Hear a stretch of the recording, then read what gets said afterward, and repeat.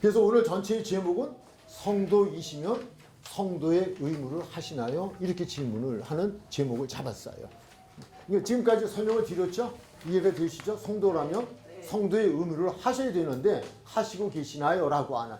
이 성도의 의무를 하시고 계십니까? 라는 질문 속에는 또 다른 질문이 있을 수 있어요. 성도가 되셨나요? 그 이 질문 속에 나는 성도인가? 내가 이런 의무를 지금까지 하고 있었나? 하고 있지 못했다면 성도가 아니다라고 말하기보다는 몰랐구나. 의무. 있잖아요. 대한민국에 태어났다 그래도 대한민국의 의무가 3대 의무가 뭔지를 모르면 그냥 모르고 안 할 수 있잖아요.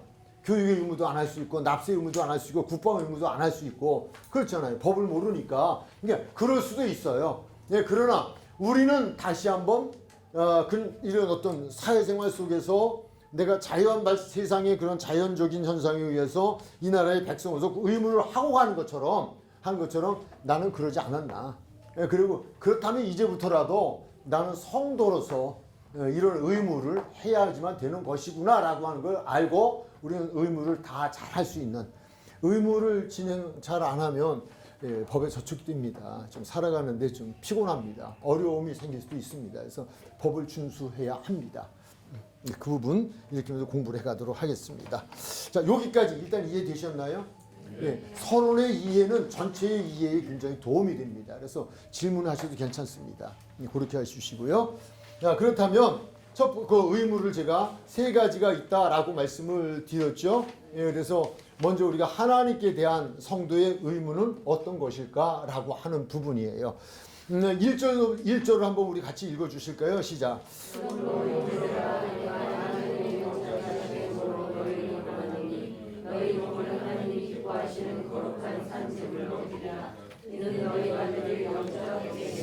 자, 그렇다면 첫 번째 하나님께 대한 성도로서 하나님께 대한 첫 번째 의무는 무엇일까요? 예배예요. 예배는 예배인데 무슨 예배다? 영적 예배예요. 그냥 예배 그러면 틀려요. 그건 답이 되질 않아요. 영적인 예배에 대해요. 이 영적인 예배에 대해서는 예수님께서 직접 말씀하셨어요. 요한복음 4장에서 사마리아 여인을 하고 대화하시면서 예배가 어떤 예배, 하나님이 찾으시는 사람, 하나님이 찾으시는 예배자는 어떤 예배자인가를 말씀을 해주셨어요. 기억나시죠? 네, 거기서도 어디서 예배를 드려야 합니까? 라고 하는 질문에 어디가 아니야.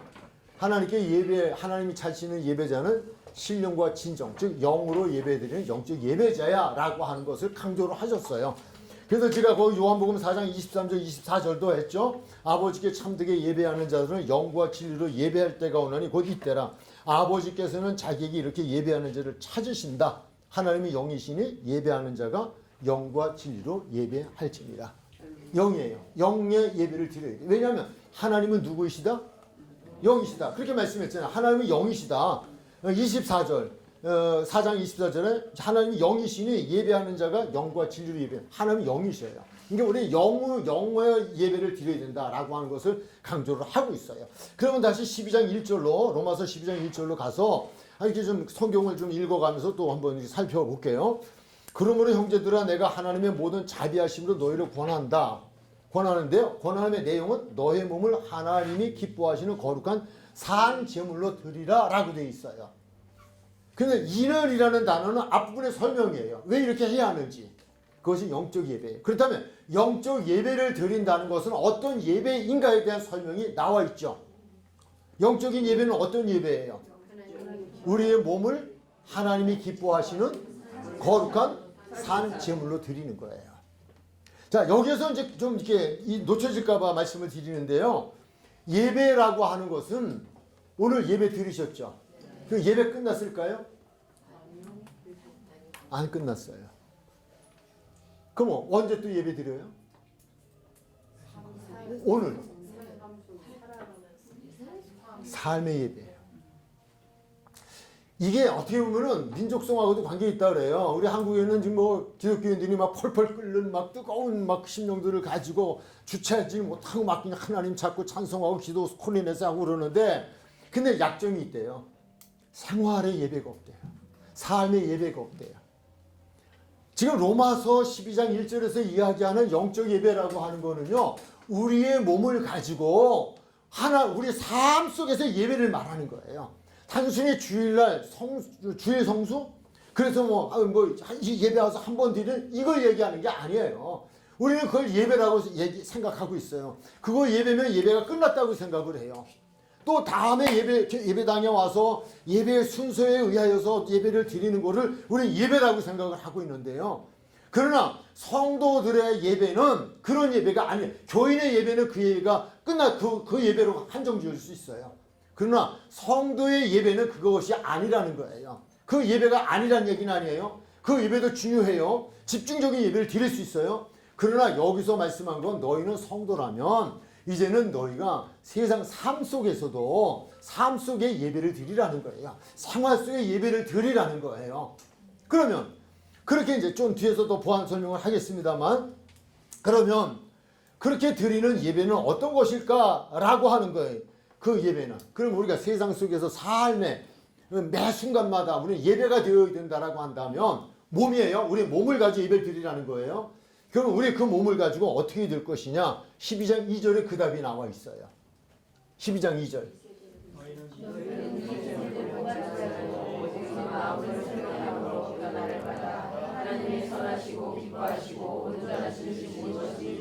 너희는 무엇을 본받지 말라? 이 세대를 본받지 말라는 말은 무슨 말과 같을까요? 거기 제가 답을 기록해 놓았죠. 무엇과 같아요? 이 세상 사람처럼 살지 말라는 거예요. 이 세대를 본받지 말라는 말은 이 세대에 살아가는 사람들처럼 살아가지 말라는 이야기예요. 무엇을 가지고? 우리의 몸을 가지고. 우리 그렇게 살아서는 안 된다는 거예요. 왜? 우리는 의인이에요. 의인은 구별된 자예요. 예수 믿고 구원받은 자들이고, 구원받은 것은 끝난 것이 아니라 우리는 성화되어져 가는 사람들이에요. 성화라는 것은 예수님을 닮아가는 삶이에요. 어제보다는 오늘이, 오늘보다는 내일이, 우리는 매일매일 예수를 더 닮아가야 돼요. 그래서 마지막 순간에는 그 예수님 같이 되어져서, 예수님이 될 수는 없어요. 예수님 같이 되어서 마지막 이 세상을 떠나는 그 순간에는 그 예수님의 손을 잡고 예수님과 합일의 관계가 되어서 천국 가는 거예요. 이걸 하라는 거예요. 그렇게 해서 우리는 이 세대 사람들과 다른 거예요. 구별된 자예요. 우리는 교회라고 하는 자체는 에클레시아, 부름을 받았다는 거예요. 구별적, 이끌림을 받은 사람들, 공동체예요. 세상에서부터 우리는 부름을 받은 거예요. 그러면 그들과 왜 하나님 그렇게 거룩함이에요? 그게 달라요. 달라야 돼요. 말이 다르고, 생각이 다르고, 행동이 다르고, 삶이 달라져야 돼요. 그걸 지금 설명하는 거예요. 그래서 너희는 이 세대를 본받지 말라. 이 세상 사람처럼 살지 말라는 거예요. 이 예배예요. 그게 예배라는 거예요. 그게 참된 예배, 영적인 예배라는 거예요. 내 몸을 가지고 내가 어디 가든 하나님을 그렇게 되다 보면 그렇잖아요. 이 세대를 본받지 않고 살면 우리는 하나님을 찬양하는 거잖아요. 그 삶이 다른 사람들에게 하나님을 믿는 사람은 저런 사람, 하나님과 함께하는 사람은 저런 사람, 하나님을 닮아가는 사람은 저런 사람, 구원받은 사람은 저런 사람. 우리는 복음을 전하는 것뿐만 아니라 그 속에서 우리는 하나님께 예배하는 삶을 사는 것과 같다는 거예요. 그게 영적인 예배라는 거예요. 우리가 교회에 일정 시간에 모여서 드리는 예배도 영적인 예배가 될 수 있지만요, 육을 가지고 그 자리에 참석하여서 우리는 예배를 드리는 제한적인 것이 될 수 있지만 삶의 예배를 의미하는 거예요. 이 세대를 본받지 말래요. 이 세상 사람들처럼 살아가지 말래요. 그게 예배래요. 그걸 우리들에게 지금 설명을 해주고 있어요. 그럼 조금 더 그 다음에 본받지 오직. 그럼 우리는 본받지 않고 어때? 마음을 새롭게 함으로 변화를 받아. 마음을 새롭게 함으로 변화를 받아. 하나님의 선하시고 기뻐하시고 온전한 뜻이 무엇인지를 분별하면 된다는 거예요. 분별해야 돼요. 이게 내가 이 몸을 가지고 살아가는데 이게 정말 하나님이 기뻐하실 것인가? 안 기뻐하실 것인가? 하나님이 원하시는 것일까? 안 원하는 것일까? 라고 하는 것. 그래서 저는 개인적으로 먹든지 마시든지 무엇을 하든지 하나님의 영광을 위하라. 무엇을 하든지. 그래서 이제 아침에 깨어나면 이제 물 한 모금 마시잖아요. 여러분은 어떤지, 저는 그렇게 해요. 물 한 컵 이렇게 해서 이제 양치하고 그러고 물을 마시는데 꼭 기도해요. 물잔 붙들고. 무엇이라고 기도할까요? 마시든지, 먹든지 마시든지 무엇을 하든지 영광을 위해서 마시게 해주세요. 먹을 때는 무엇을 먹든지 마시든지 들어가잖아요. 그러니까 먹을 때도 하나님 영광을 위해서 먹게 해주세요. 그 밖에 무엇을 하든지 영광을 위해서 해주세요.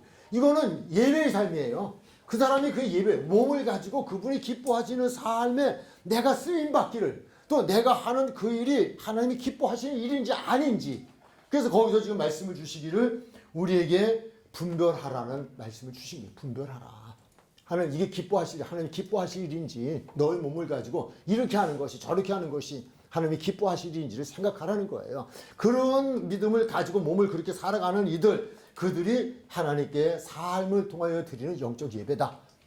우리는 그냥 영적인 얘기만 하는 게 아니라 너의 몸을 하나님이 기뻐하시는 거룩한 산 제물로 드리라. 이는 너희가 드릴 영적 예배니라. 영적 예배는 우리의 몸을 가지고 하나님이 기뻐하시는 곳에 쓰임받는 일상적인 삶, 이 세대를 본받지 않는, 우리는 하나님이 기뻐하시는 구별된 삶을 살아가는 이들이다 라고 하는 거예요. 근데 여기서 이제 우리가 12장 1절에서 또 하나 생각해야 할 거는요, 거룩한 산 제물로 드리라 그랬어요. 우리의 몸을 거룩한 산 제물이에요. 제물은 일단 죽이는 거예요. 구약시대, 지금 여기서 지금 우리가 제사법에 대해서 제가 여러분에게 앞서서 나눠드린 그 유인물에 보면요, 5가지 제사가 있어요. 구약시대에 5가지 제사가 있는데, 번제, 소제, 화목제, 속제제, 속건제, 이렇게 해서 5가지의 제사가 있어요. 제사가 있는데 그 제사 중에는 다 하나님께 드리는 거라고 하지만 온전히 하나님께 드리는 거는 번제뿐이에요. 소, 양을 잡아서 소, 양, 비둘기 여기 이렇게 들어가는데, 그러나 우리가 그 화목제 같은 경우에는 비둘기는 안 들어가요. 왜 안 들어가냐면 제사장들을 위해서 공급하는 양식, 그리고 예배가, 제사가 맞춰준, 지금 오늘 말은 예배가 맞춰준 후에 성도들 간의 교제를 위해 나눠 먹는 양식으로 들어가요. 거기서 잡는 소, 양은. 그래서 그거는 앞가슴과 뒷다리는 그거는 제사장을 줘요. 그 제사장은 그 12지파 가운데도 보면요, 이 제사장의 족속들에게는 땅을 주지 않았어요. 가나안 땅에 가서 땅을 안 줘요. 왜냐하면 딴 데서 벌이가 있으면 안 돼요. 성도들에 의해서 먹고 살아야 돼요. 그래 성도가 귀한 줄 알아요. 지금 문득 생각이 하나 나는 게, 저하고 제 아내를 결혼 주례를 해주신 분이 계셔요. 또 좀 말이 좀 이상하죠? 그냥 우리 결혼이라는데 제 아내 해줬는데, 제가 이제 뒤늦게 저도 이제 감리교 권사였고, 또 담임 목사님이 장로 피택을 이제 하셔서 장로를 세우시려는 그 해에 신학교를 들어갔어요. 이제 신학교를 들어가서 이제 해서 지금 목사가 됐지만, 이제 전도사 때 개척을 하고, 그렇게 이제 개척을 하게 되면서 그 주례를 해준 목사님을 굉장히 존경하기 때문에 찾아갔어요. 찾아갔더니 권사였는데, 그때는 권사인데 또 개척한다니까 전도사라고 호칭을 해주시면서, 변전도사, 하나님 얘기를 하려고 그러지 말고 성도들 이렇게 보면 저기 내 밥그릇이야, 이렇게 생각하고 목회해, 그러더라고요. 제가 좋았을까요? 안 좋았을까요? 실망했어요. 정말 훌륭하신 목사님이라고 전 무지 존경을 했거든요. 근데 아니, 목회를 하나님을 위해서 하는 거고, 내가 목회라는 게 밥 먹자고 하나? 적어도 뒤늦게 목회한 저로서는 소명의식이 있었고 사명의식이 있었기 때문에 그렇게 확신했거든요. 근데 그렇게 존경하고 조언을 구하러 또 인사를 하러 갔는데, 그 결혼 주례까지 해주신 목사님이 하시는 말씀이 밥 먹고 살려고 목회를 하라는 거예요. 근데 개척하면 성도들이 오면 저기 내 밥그릇이지, 저거라고, 저 사람이 내 밥그릇이지, 이렇게 생각하라는 거예요. 소중히 여기라는 거예요. 이 한 사람이 떨어지면 밥 굶는다고 생각하고 하라는 거예요. 얼마나 실망하고 오면서 그냥 아내한테 그냥 불평 불만, 다시는 이 목사님하고 내 관계를 안 가지리라. 그런데 그 깊은 뒷얘기, 그분의 마음이 떠오른 거예요. 맞아. 우리 사람은 현실적이거든요. 그러니까 정말 영혼을 사랑하되, 그것도 그렇게 이 세상 살아가는 생명과 관계됐다고 생각하고 한 사람 한 사람을 소중히 생각하는 거야. 이가 떨어져 가면 네 밥에 한 그릇 준다고 생각하라 이거예요. 그것도 일리가 있구나. 다 목회한 경험자에 의한 이유도 있구나라고 하는. 제가 이 말씀을 드린 건 왜냐하면요, 우리가 제사 이게 구약에 보면요 번제를 빼놓고는요 다 제사장들이 양식으로 들어가요. 소제도 밀가루 이거는 그 곡식들이거든요. 기름이라든지 가루라든지 뭐 이런 것들 하나님께 일단 드려요. 드리면 그걸 챙기는 건 누가 챙기냐? 그거는 제사장을 줬어요. 예, 그런가 하면 이 화목제 같은 경우도 이 소와 양을 잡는데요. 뒷다리하고 앞가슴은 예, 이거는 제사장을 줘서 제사장이 양식을 삼았어요. 나머지 고기는 성도들이 다 그날 양식으로 삼아서 같이 교제하는 시간들을 갖고 그렇게 했어요. 모든 것도 그런데 단 한 가지 번제만은 예외예요. 번제는 이렇게 있어요. 산 짐승을 이제 소나 양이나 가난한 자는 비둘기도 가져왔어요. 그 가져와서 이거를 잡죠. 뭐 이제 절차가 여러 가지 있지만 일단 잡는데 잡아서 각을 떠요. 이제 가죽을 벗겨요. 가죽을 벗기고 그 다음에 각을 떠요. 각을 뜨는데 여기에서 내장이 있잖아요. 내장. 내장은요. 이 창자 이런 거는 전부 성전 밖에 나가서 다 배설물을 훑고 씻어요. 씻어도 버리지 않아요. 다른 건 버려요. 다른 제사에서. 근데 이거는 가져와서 이렇게 나무를 이렇게 해놓고 재단 이거 태우는 거기다 올려놓고 다 태워요. 버리는 게 없이 싹 갖다 놓고 다 태워요. 남김없이. 그래서 그거는 누구도 손을 뭐 먹을 게 없어요. 연기로 향기로 불꽃으로 다 하나님께 드리는 거예요. 여기서 지금 너희를 제물로 드리라고 하는 하나님이 기뻐하시는 거룩한 산제물로 제물이라는 얘기는 다른 단어가 아니라 번제를 이야기하는 거예요. 그러니까 오장육부까지 다 드리라 이거예요. 남김없이 다 드리라는 거예요. 다만 똥만 버리라는 거예요. 그러니까 하나님께 드리는 데는 똥만 버리면 돼요. 예, 똥. 너무 무식한 말 썼나요? 배설물. 배설물만 버리고 다 드려라. 그러니까 너희들이 모든 삶에 너희 몸에 있는 모든 것을 온전히 다 하나님께 태워서 드리는 하나도 남김이 없이 다 드리는 그런 제사를 드리라는 거예요. 그런데 그 제사를 그냥 일반적인 번제를 이야기하는 것이 아니라 산제물이에요. 산제물. 왜 산제물이냐? 이거는 번제는 구약시대에서 일회용이에요. 일회용. 한 번에 다 드리면 태워버리면 없어지잖아요. 그러면 예배라고 하는 것은 한 번 드리는 게 아니라는 거예요. 산제물 죽을 때까지 내가 살아있는 동안 계속하여서 삶 속에서 계속 번제로 드리라는 거예요. 내 모두를 그분께 아낌없이 다 드리라는 거예요. 그게 예배라는 거예요. 사실 이 말씀을 우리가 이렇게 이제 좀 공부를 하면서 생각되어질 수 있는 거는 쉽지는 않겠다 하는 생각이 되어지죠. 네, 그런데 쉬울 수 있어요. 내가 하면 어려워요. 근데 어떻게 하면 쉬울 수 있을까요? 성령께서. 한번 말씀드렸죠. 파리가 미국을 가는데 날아서 못 간다니까요. 가는 방법 알려드렸잖아요. 어떻게 하면 간다? 내 짐보따리에 붙어가든지 비행기 안에 타서 가든지. 우리도 그렇잖아요. 못 가잖아요. 그러나 비행기 타면 가요. 성령 타면 돼요. 성령에 붙어가면 돼요. 그럼 성령께서 우리는 성령을 받기 전에는 하나님의 말씀에 복종할 수가 없어요. 이게 로마서에서 우리 봤잖아요. 8장에서 말씀 들었잖아요. 이 말씀이요. 성령 받기 전에 너무 어려워요. 너무 힘들어요. 어떻게 그렇게 살아? 내 눈 다 뽑아야 되고 귀 다 먹어야 되고 이게 다 잘려야 되고 그러면 죄 안 짓고 살 수 어려워요. 근데 쉬운 거는요. 성령이 임하시면 말씀의 도를 지키게 되어지고요. 그 말씀을 따라 사는 게 행복한 거예요. 순간순간마다 죄성이 들어와서 그것을 방해하긴 해도 이기면 또 행복해요. 그 말씀을 우리에게 주시는 거예요. 그래서 삶에 대한 예배, 이 부분이 좀 많이 강조가 됐죠. 네, 그래서 하나님께 대한 성도의 의무는 영적인 예배다. 영적인 예배는 일회용 예배가 아니라 우리의 몸을 매번 번제를 드리는 것처럼 내 모두를 다 그분께 드리는, 그것은 어떻게 하는 것이냐? 이 세대를 본받지 않는 것이다. 그럼 이 세대를 본받지 않는다라고 하는 것은 요한일서 2장 15절 17절에서 시작. 이 세상에 있는 것을 사랑하라. 누구든 이 세상을 사랑하며 아버지의 사랑이 그 안에 있지 아니하니 이는 세상에 있는 모든 것이 육신의 정욕과 한목의 정욕과 이 이생의 사람이 다 아버지로부터 온 것이 아니요 세상으로부터 온 것이다. 이 세상도 그 종족도 주관하되 오직 하나님의 뜻을 행하는 자를 영원히 거하느니라. 아멘.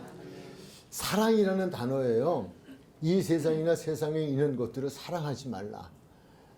그러니까 이 세상과 세상에 있는 것들이 필요 없다는 이야기는 아니에요. 사랑이라는 단어가 거기서 그래서 삽입이 된 거예요. 사랑. 우리는 필요한 것들이에요. 그러나 사랑의 대상은 아니라는 거예요. 그것은 또 다시 말하기를 이 세상에 있는 모든 것인데 육신의 정욕, 안목의 정욕, 이생의 자랑. 육신의 정욕도 아시죠? 네, 안목의 정욕, 이생의 자랑.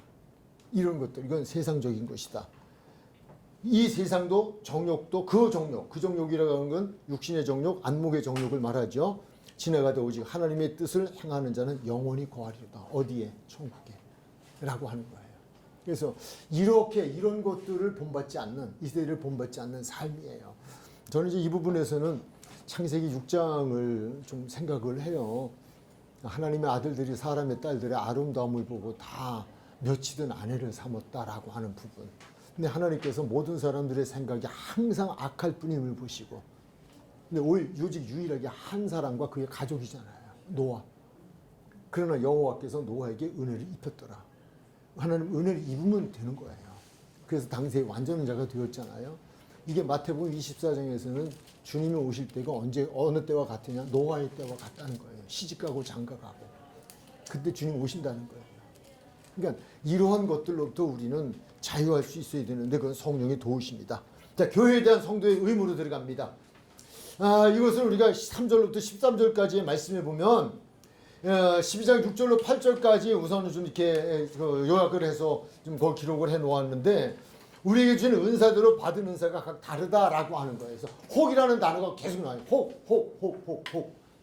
그 뭐 붙은 혹이 아니라 혹시라도 각자 하나님이 주신 은사가 다 달라요. 그래서 교회라고 하는 공동체는요, 나하고 다 달라요. 나하고 같은 사람이 없다고 보시면 돼요. 네, 성경이 그렇게 말씀했잖아요. 나하고 다 다른 은사를 가진 사람들. 그래서 이것이 15장까지 가면서 또 계속 반복되어지는 단어가 되어지기도 하는데 그 인정하라는 거예요. 나와 다른 은사가 다르고 믿음이 다르고 생각이 다르고 뜻이 다 달라요. 그러나 우리는 믿음의 공동체를 이루어 가야 돼요. 그러려면 우리 이 하나님의 말씀을 우리 인정을 해야 돼요. 다르다라고 하는 거예요. 그래서 은사를 따라서 봉사할 의무가 있어요. 누구는? 성도는. 그러니까 교회의 의무는요, 교회를 향한 의무는 이거는 의무예요. 교회에서 우리가 어떤 한 부분에서 맡아서 일을 해야 되는 거는요, 하나님의 몸인 교회를 몸되게 하는 중요한 일이에요. 이거는 여기서만이 아니에요. 이거는 사도행전에서 나오고 고린도에서 나오고 모든 성경에서 이거는 계속적으로 반복되어지는 말씀이 되어져요. 그래서 우리는 저마다 다 달라요. 은사가 달라요. 하는 일이 달라요. 그러나 다 한 몸을 위해서는 해야 하고, 그리고 어느 것도 우리가 비판하거나 판단할 이유는 없다는 거예요. 그래서 성령에 대한 은사를 따라 봉사해야 하는 것이다 라고 하는 거예요. 그래서 그것을 우리가 우리가 어떻게 해야 되냐면요, 성실함으로 해야 돼요. 성실함으로 해야 되고요, 즐거움으로 해야 돼요. 하나님이 주신 사명은 성실함으로 최선을 다해서 하는 거예요. 그렇게 하고 즐거움으로 해야 돼요. 즐거움으로 하지 않으면 시험 들어요. 마귀가 역사예요. 그래서 행복한 마음 가지고. 우리 공부하는 여러분들은 그래도 이 교회의 교인으로서 또 성도로서의 의무 중에 하나는 하나님은 나에게 무슨 은사를 주셨을까? 그 은사를. 요거는 마태복음 24장에서도 종말론과 관계된 부분이에요. 5달란트, 2달란트, 1달란트하고 관계가 있어요. 1달란트 나는 시시한데 아니요, 그렇지 않아요. 저도 마지막 최후의 순간까지 해야 할 일이 사실은 성경을 가르치는 일이에요. 지금은 1달란트라고 생각해요. 근데 1달란트 땅에 묻어뒀다 책망받고 버림받잖아요. 바깥 어두운데 내가 쫓김을 당하잖아요. 아무리 제가 5달란트, 2달란트 때 잘했다 하더라도 지금 1달란트 그거 가볍게 생각하고 묻어두면 저는 하나님께 그 책망밖에 없어요. 과거가 중요하지 않아요. 현재가 중요하고 미래가 중요해요. 그래서 어떻게든지 그냥 최후의 순간까지 말씀을 가르치는 일은 좀 제 하나님이 주셨으면 좋겠다 그런 생각은 하는데 그런 의미에서예요. 그 다음에 서로 사랑하며 주를 섬겨야 하는 것도 의무다. 교회 생활 속에서 우리 성도라면 서로 사랑하는 거예요. 예, 그리고 섬기는 거예요. 이 사랑에는 거짓이 없죠. 악을 미워하고 선에 속하죠. 근데 사랑한다고 해서 거짓은 이건 아니에요. 거짓은 없어야 되고요. 이제 그런 부분, 예, 뭐 기타 등등이 나와 있어요. 서로 사랑하며 주를 섬겨야 할 의무도 있다. 예, 거기에 지금 보시고요. 그러면서 기도에 항상 힘쓰고 성도에 쓸 것을 공급하며 손 대접하기를 힘쓰라. 여기서 하라라는 단어는 아니에요. 힘쓰라. 할 수 있으면 최선을 다하라는 이야기예요. 네. 자, 세 번째 이제 우리가 이제 그 교회에 대한 성도의 의미에서 믿음의 분량대로 지혜롭게 생각을 해야 할 의무가 있어요. 이건 왜 그러냐면 상대를 판단하거나 비판하거나 하지 아니하고 서로 다름을 인정해주는. 그래서 거기에서는 생각할 이상의 생각을 품지 말아야 돼요. 할 수 있어요. 거기서도 놓치지 말아야 될 단어는요. 12장 3절에서 품는다는 단어예요. 품는다. 생각이 들어오면 품지 말아야 된다고 하는 거는 쫓아내는 거죠. 아, 이거 왜 이래? 머리를 흔들어가면서 이거 왜 이래? 이거 지금 이거 아니지? 라고 하는. 그 상대를 인정해주는. 아, 저 은사도 필요해. 내가 혼자 다 할 수 없잖아요. 또 난 그거 못하잖아요. 그 일들을 필요가 있죠. 네. 그런 부분을 이야기해주고 있어요. 자, 이제 세 번째 사회에 대한 우리가 성도의 의무가 있어요. 사회 생활에 대한 의무가 있는데요. 이 부분에서도 중요한 부분이 나오죠. 우리가 이 성도로서 살아가는데 예수를 믿는다는 것 때문에 박해를 받는 일이 생길 수 있어요. 가정에서도 그래요. 가정에서도 가족으로부터 박해를 받을 수 있고 친구들로부터 그럴 수 있고 세상으로부터 그럴 수 있어요. 근데 성도라면 우리는 그것을 저주해서는 안 돼요. 축복해야 돼요. 이게 성도예요. 이게 다름이에요. 할 수 있어요. 어떻게 하면 성령이 임하시면 돼요. 참 여러분들도 이제 교회 생활 속에서 그런 것들도 있겠지만요. 저 같은 경우 이제 개인적인 경우이지만은 참 목회를 이렇게 한 교회만을 개척해서 한 교회만을 섬기고 은퇴를 했는데 교회를 떠나고 나서 아주 고약한 소문과 루머에 엄청 괴로웠어요. 힘들었어요. 어느 정도까지 생각을 했냐면 마스크를 쓰고 여기다가 하얀 마스크에다 이렇게 X표 까만 밴드를 붙이고 맨 앞자리가 앉아가지고 계속 예배를 드려야 되나? 교회가 그냥 풀어 뒤집히니까 하도 그냥 악한 루머를 그냥 퍼뜨리니까. 근데 정말 지근이 문제다. 지근이. 저 같은 경우는 다는 아니라고 보여요. 저 같은 경우는 가장 지근해서. 그리고 이해관계에 얽혔는데 이해관계에 자기의 생각대로 되어지지 않으니까. 근데 지금은 모든 것이 다 그냥 다 그냥 이해가 되어지고 해결이 되어진 부분이에요.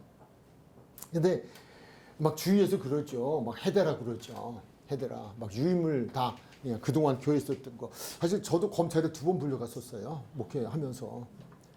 고약하신 분들 때문에. 근데 감사한 거는 한 번은 그 검찰에 1차 때 한 번 첫 번째 갔는데 검사가 탈탈탈탈 터는데 나온 게 너무 좋은 것만 나온 거예요. 근데 감사한 거는 당신 아내가 저희 교회 성도래요. 교인이래요. 근데 우리 교회 와서 당신은 우리 교회를 안 나왔지만 그래서 얘기 많이 들었고 애들도 나온대요. 그런데 그냥 시점 딱 띄고 조사를 한 거죠. 근데 역시 들은 대로입니다. 라고 하는. 한 번은 국세청에 불려갔어요. 교회 이제 건축을 하고 뭐쩌고 하다 보니까. 근데 국세청에 그 조사는 수원이 있더라고요. 조사과가. 수원이 있는데 조사 과장이 이렇게 쭉 조서를 이제 조사를 하는데 마지막에 결론은 제 아우가 감리교 목사입니다. 이 이야기는 인정한다는 얘기예요. 아무개입니다. 제가 그 친형입니다. 이렇게 얘기하면서 목사님 같은 분은 제가 처음 만났습니다. 해피엔딩이죠. 너무 감사한 거예요. 그러니까 우리가 정직하게만 하나님 앞에서 정직하게만 살면 문제 이렇게 하나도 없어요. 근데 그러한 일들이 당신의 이해관계에 얽혀서 그게 뜻대로 안 되니까 목사가 말을 안 들으니까 이게 이제 하는 거예요. 그런데 결국은 하나님께서 그냥 선으로 바꿔주시고요. 또 그렇게 하자고 하는 이들도 있는데 뭐 그걸 갚아라 그랬는데 갚을 일이 아니죠. 왜냐하면 하나님 무엇이라고 말씀했어요. 우리 이 부분에서 보면 12장 14절로 21절까지 가보면 거기에 그들을 축복해라고 말하잖아요. 예, 그렇게 하고 그들 화목하라고 원수를 갚지 말라잖아요. 원수를 사랑하라잖아요. 그러면 그 머리에 숯불을 붓는 것과 같다라고 하잖아요. 우리는 무엇을 믿어요? 누구를 믿어요? 하나님을 믿어요. 하나님의 무엇을 믿어요? 말씀을 믿어요. 그분이 그러시던 그런 거예요. 참 많이 그냥 기도해 오면서 오히려 제가 어떤 반론을 제기하지 않으니까 오해를 살 수도 있었죠. 그러나 그것 때문에 상대를 비판하거나 저주하면 안 돼요. 여러분들이 믿음 생활 하다가도 믿음으로 인한 어떤 어려움을 당할 수 있어요. 절대 그거를 갚으려고 하면 안 돼요. 왜요? 하나님께 맡기라고 했어요. 맡기면 돼요. 우리가 할 수 있는 건 축복이에요. 저주하면 안 돼요. 우리가 사회생활을 하다 보면 사회생활 속에서 우리 믿는 사람들이 믿는다는 것 때문에 그럴 수 있다는 거예요. 또 하나 중요한 단어가 있는데 16절에 서로 마음을 같이 높은 데 마음을 두지 말라는 거예요. 이건 뭐예요? 교만하지 말라는 거예요. 교만한 사람 좋아하잖아요. 또 체하지 말래요. 도리어 낮은 데 처하며 스스로 지혜 있는 체하지 마라. 이 세상에는 나보다 안 똑똑한 사람 하나도 없어요. 다 알아요. 말 안 해도 다 알아요. 예, 내가 뭐라고 해도 다 알아요. 세상에 천치는 절대 없어요. 있다면 내가 천치예요. 그러니까 내가 뭐 이렇게 말하면 저거 아니요. 다 알아들어요. 다 알고 있어요. 먼저 알고 있어요. 그래서 체하지 말라. 이게 우리가 이제 성도라면 이러한 삶을 살아야 된다라고 하는 부분이고요. 20절로 우리 가서 한번 20절 한번 읽으실까요? 21절까지 시작.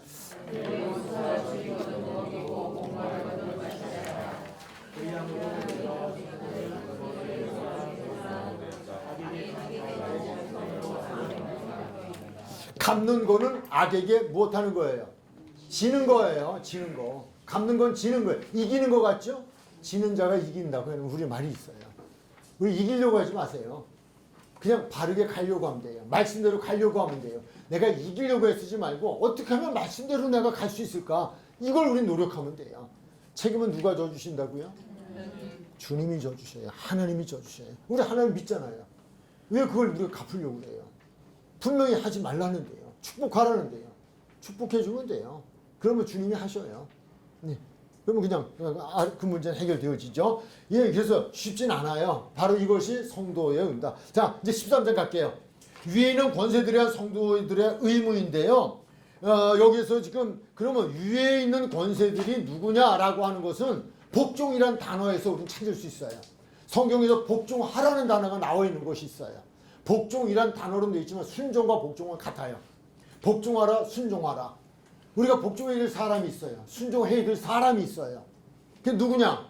제가 아래에 지금 에베소서에서 그리고 마태복음에서 나오는데 에베소서 세 가지로 위에 복종해야 될 우리가 위의 권세라고 말하는 복종해야 될 분들이 있는데 첫 번째는 아내들이여 자기 남편에게 복종하기를 주께 하듯 하라 라고 되어 있어요. 남자가 4명밖에 없네. 5명이네. 5명. 6. 저처럼 또 돼지처럼 하나 빼놓고 할 뻔했어. 네, 여러분들이 많네요. 한 가지 질문할게요. 복종이 어려울까요? 사랑이 어려울까요? 복종이 어려울까요? 사랑이 어려울까요? 성경이 말하는 사랑이에요. 아가페 사랑. 그리스도의 사랑. 어떻게 생각하세요? 아내들에게 남편에게 복종하라고 그랬거든요. 남편에게 뭐라고 하시는지 아시죠? 그거는 혹시 암송 안 드셨어요? 네. 네, 하면 됩니다. 그리스도가 교회를 사랑하듯 아내를 사랑하라는 거예요. 그러면 그리스도가 교회를 사랑하듯 아내 사랑은 어떤 사랑이에요? 우리는 원수 되었을 때 우리를 사랑하시기 때문에 십자가에 죽어주신 분이에요. 사랑받을 만해서 사랑한 것도 아니고요. 사랑할 만해서 한 것도 아니고요. 왼수를 위해서 죽어주는 사랑이라니까요. 이게 사랑이에요. 그리스도의 사랑이에요. 저는 이 말씀 준비해다가요. 그러면 그렇지. 저는 사실 이 말씀만 보고는 아주 어깨힘이 딱 들어가다가 다음 말씀 생각해서 어깨힘이 쫙 빠졌어요. 우리가 복종은 쉬워요. 무엇보다 생명을 내주는 사랑보다 쉬워요. 해내는 대로 하면 돼요. 그런데 이건 더 적극성이에요. 사랑은 더 적극성. 주님이 오셨고 주님이 고난을 당하시고 주님이 십자가에서 죽으시고 거기까지 해야 돼요. 죽어주는 사랑이에요. 그러니까 여자분들이요, 아내들이요, 억울해하지 마십시오. 그러나 복종하라는 거예요. 예. 오늘 복종에 대한 부분이니까 남편들의 얘기는 길게 안 할게요. 복종과 사랑, 그럼 생각하시면 되고요. 그래서 대상이 자녀들, 부모에게 복종하라. 위에 있는 권세예요. 남편은요, 아내들에게 있어서는 위에 있는 권세예요. 이건 제가 하는 게 아니라 말씀이, 하나님이 그렇게 말씀을 하셨어요. 그러니까 내 위에 있는 권세자라고 생각하시면 돼요. 예. 그리고 자녀들, 위에 있는 권세자, 하나님 권세자를 주신 거예요. 그 말씀을 주셨고요. 종들, 상종과 종의 관계도 마찬가지예요. 내가 누구의 종이 되었다면, 종이라는 말은 여러 가지 의미가 있지만, 그러니까 세상과 관계되어진 우리가 부분이라고 한다면 직장의 상관일 수도 있어요. 그러니까 주님이 준 권세자예요. 근데 인정해 줘야 돼요. 그렇게 하고, 그 다음에 마태복음 10장 40절에서는 좀 생뚱맞은 것 같지만 목사와 성도들의 관계예요. 그래서 요런 우리는 그 윗분에, 그러나 그것이 복종 순종이란 단어가 없다면 빼버리고요. 예, 그러나 아내, 자녀, 종들에게 위에 있는 권세자가 누구인지를 분명히 말씀해 주셨어요. 그 다음에는 이 남편과 그리고 부모와 그리고 상전들은 사랑이 있는 거예요. 사랑. 그들을 사랑하는 대상으로 우리는 하고 주님의 사랑을 가지고 사랑을 해줘야 돼요. 그것을 지금 설명을 해주고 있습니다. 그들에게 우리는 의무를 해야 될 것이다. 우리는 믿는 자들은 뭐 세상 사람들이 안 그럴 수 있죠. 안 그럴 수 있는 그런 것이다라고 하는 것. 세상 조세에 대한 성도의 의무 이것도 있어요. 이거는 그 시대 예수님의 시대에 똑같았어요. 하나님을 믿는 사람들이 세상에 조세를 내야 돼, 세금을 내야 돼. 우리도 그렇죠. 하나님께는 세금 내죠. 11조도 내고 하면서 세상 조세는 안 내는데 아마 내지만 안 내려고 하는데 그런 거라는 거예요. 그래서 거기도 보면 이것도 마찬가지다. 6절에 너희가 조세를 바치는 것도 이로 말미암음이라. 조세를 바치는 것도 이로 말미암음이라. 이로 말미암이라는 무슨 단어일까요?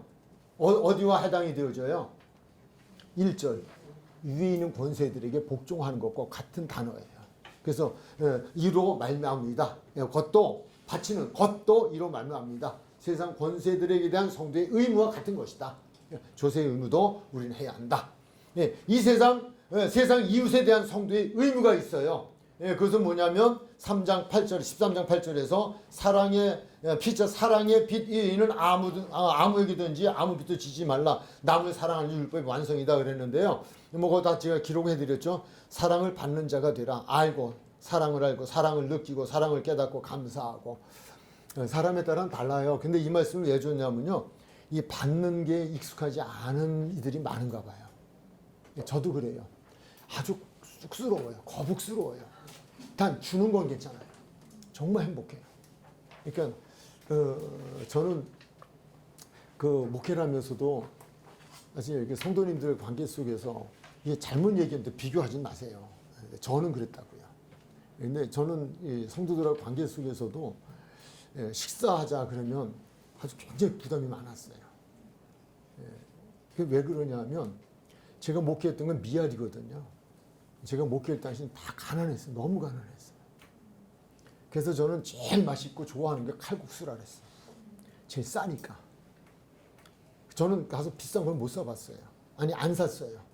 왜? 비싼 거 사주면 비싼 걸 사야 되는 부담이 있잖아요. 그분들이. 그래서 그렇게 그냥. 근데 제가 베푸는 건 얼마든지 행복하게 가서 하겠는데 대접받는 게 왜 이렇게 부담이 되는지. 그래서 세상에 제일 맛있는 메뉴는 내가 사는 메뉴. 앞으로 여러분들이 맛있는 메뉴를 뭐냐고 물어보시려면 제가 사는 메뉴 그러시면 돼요. 예. 어쨌든 지금 거기서 사랑을 주는 자, 받는 자가 되라. 사랑의 빛 위에는 아무에도 아무 빛도 지지 말라는 말은 사랑을 받는 자가 되라는 거예요. 받는데 그냥 받는 것이 아니라 감사함으로 받아야 돼요. 감사할 줄 알아요. 인사할 줄 알아야 돼요. 예. 자, 그 다음에 거기도 이제 쭉 썼죠. 부모와 자식 간, 형제와 자매 간, 목회자와 성도 간 하나님의 사랑. 이 사랑을 우리는 받을 수 있는, 감사합니다. 고마움으로, 감사함으로 받을 수 있어야 돼요. 진심으로 감사할 수 있어야 되고요. 마땅히 당연한 건 없어요. 세상에 마땅하고 당연한 건 아무것도 없어요. 마땅한 게 어디 있어요? 부모가 자식을 사랑한다고 해도요. 자식의 입장에서 마땅하다고 생각해요. 당연하고 그 절대 없어요. 이건 말씀이에요. 자, 두 번째, 사랑을 주는 자가 되라. 사랑을 받는 것만이 아니라 사랑을 나누는 자가 되라는데 위에 단어에 보면 피차와 남이라는 단어가 등장을 해요. 피차라는 단어는 원어로 알로스예요. 같은 부류 속의 다른 사람이에요. 같은 부류 속의 같은 사람.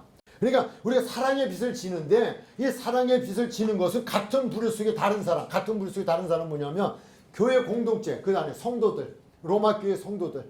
그러나 내가 아닌 다른 사람이에요. 같은 부류 속의 내가 아닌 다른 사람들. 이들에게서는 사랑의 빛을 칩니다. 우리 성도 안에는 사랑의 빛을 질 수 있다라는 이야기 해주는 거예요. 예, 그 이야기 주고 있고요. 남이라고 하는 건 헤테로스, 다른 부류 속의 다른 사람. 이 사람들까지도 우리는 섬김의 대상이다, 사랑의 대상이다 라고 하는 것 이야기를 해주고 있어요. 로마서 13장 9절에 있어 간음하지 말라, 살인하지 말라, 도둑질하지 말라, 탐내지 말라 한 것과 그 위에 다른 계명이 있을지라도 내 이웃을 내 자신과 같이 사랑하라 하신 그 말씀 가운데 다 들어있다. 사랑하면 그렇게 되지 않는다는 거예요. 주님의 사랑이 있으면 그렇게 할 수가 없다는 거예요. 이건 진정한 사랑이에요. 근데 우리는 사랑이라고 하니까 아무거나 사랑하고 아무렇게나 사랑해서 사랑이라는 단어 가지고 이게 문제가 되잖아요. 근데 I love you는 사실 아무나 보고 하는 단어는 아니에요. 대상이 달라요. 그러니까 사랑해서는 안 될 사람 사랑하고 뭐 이런 노래도 있잖아요. 그건 아니에요. 그런 거 성경은 분명히 말씀했어요. 누구를 사랑해야 되냐? 율법에 근거하여 사랑을 주고 받아야 한다는 것도 강조하고 있어요. 이게 우리 성도들이에요. 마지막으로 어떻게까지 나갔죠? 종말을 앞둔 성도의 경건한 의무예요. 이것도 우리의 의무사항이에요. 종말이 되면 또한 너희가 이 시기를 알거니와 자다가 깰 때가 벌써 되었으니, 벌써라는 단어예요. 벌써 되었다. 근데 이때하고는 지금하고는 또 다르죠. 세상 우리는 기후의 문제만 보더라도요, 정말 우리 기도해야 되고요. 좀 깨달았으면 좋겠어요. 정말 우리는 이제 자다 깰 때가 됐고요. 준비해야 될 때예요. 할 수 있으면 우리 몸을 가지고도 하나님의 영광을 위해 살아야 되지만 우리의 소유도 정말 영혼 구원을 위한 데 사실은 쓰여질 필요가 있어요. 그런 부분에서는. 그건 뭐 여기 지금 안 나와 있으니까 그러나 좀 그 말씀 좀 드렸고요. 이제 우리의 구원이 처음 믿을 때보다 가까웠다. 여긴 두 가지예요. 개인적 종말론과 역사적 종말론이에요. 어제보다 오늘이 우리 점점 가까웠죠. 그날이 가까워오고 있죠. 그 얘기. 밤이 깊고 낮이 가까웠다. 밤이 깊고 낮이 때가 됐다. 그러므로 우리가 어둠의 일을 벗고 빛의 갑옷을 입자. 이제 우리가 바뀌어져야 돼요. 우리는 정말 경건해야 할 이유가 있어요. 낮에와 같이 단정히 행하고 방탕하거나 술 취하지 말며 음란하거나 호색하지 말며 다투거나 시기하지 말고 오직 주 예수 그리스도로 옷 입고 그 정욕을 외에 육신의 일을 도모하지 말자. 이것이 예배에서 우리는 또 살펴봤잖아요. 우리의 몸을 거룩한 산제물로 드려야 돼요. 한 번이 아니에요. 이거 오늘 우리에게 준 성도라면 성도로서 지켜야 할 의무가 무엇인가라고 하는 이 부분에 대한 것을 우리가 오늘 공부를 했습니다. 좀 그랬으면 좋겠어요. 그렇게 됐으면 좋겠어요. 한번 좀 고민 좀 하시고요. 나름대로 뭐 오늘 묵상도 하시고요. 그래서 말씀을 묵상하시면서 나는 성도인가? 성도라면 성도의 의무가 있다는데 그러면 나는 이 의무를 하고 있는가? 못하고 있다면 그러면 나는 의무를 잘하는 성도가 되어야 되지 않을까? 해서 내가 미처 알지 못했던 부분, 챙기지 못했던 부분은 좀 챙겨야 하고요. 오늘 가장 중요한 부분은 이 몸을 가지고 이 세대를 본받지 않고 삶에서 예배하는, 오늘 항상 삶에서 예배하는, 무엇이든 하나님의 영광을 위하는 이것이 영적 예배다. 이것이 의무 중에 의무다.